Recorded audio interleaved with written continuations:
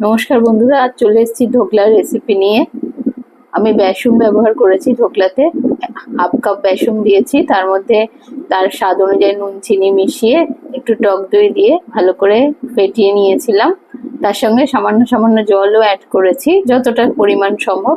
একটু হলুদ দিয়েছিলাম, দিয়ে ভালো করে ফেটিয়ে নিয়ে এবার তার মধ্যে আমি একটু বেকিং সোডা ইউজ করেছি। আর যে বাটিটার মধ্যে বসাবো সে বাটিটাতে ভালো করে তেল ব্রাশ করে নিয়ে এবার বেকিং সোডা দিয়ে আর একটু ফেটিয়ে নিয়ে খানিকটা ধনেপাতা কুচিয়ে দিলাম স্বাদের জন্য, দিয়ে এবার বাটিটার মধ্যে বসিয়ে দিয়েছিলাম। মিনিট 20-25 লেগেছিল আমার জিনিসটা বসতে।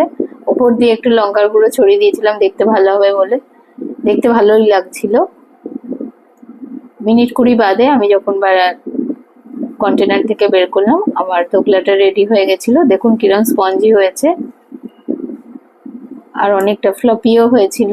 এবার আমি পাত্রের মধ্যে আমাকে এবার স্বাদ অনুযায়ী আমাকে ওটার নুন মিষ্টি দিয়ে একটা টেস্টি চাটনির বানাতে হবে।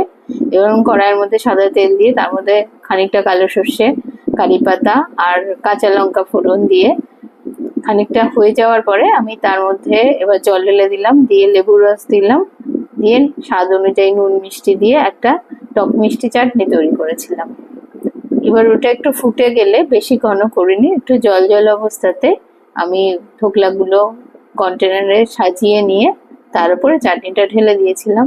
বেশ খানিকক্ষণ রেখে তারপরে আমরা খেয়েছি।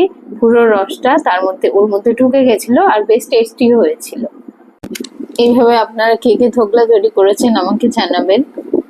ভালো লাগলে অবশ্যই চ্যানেলটা সাবস্ক্রাইব করে আমার পাশে থাকবেন।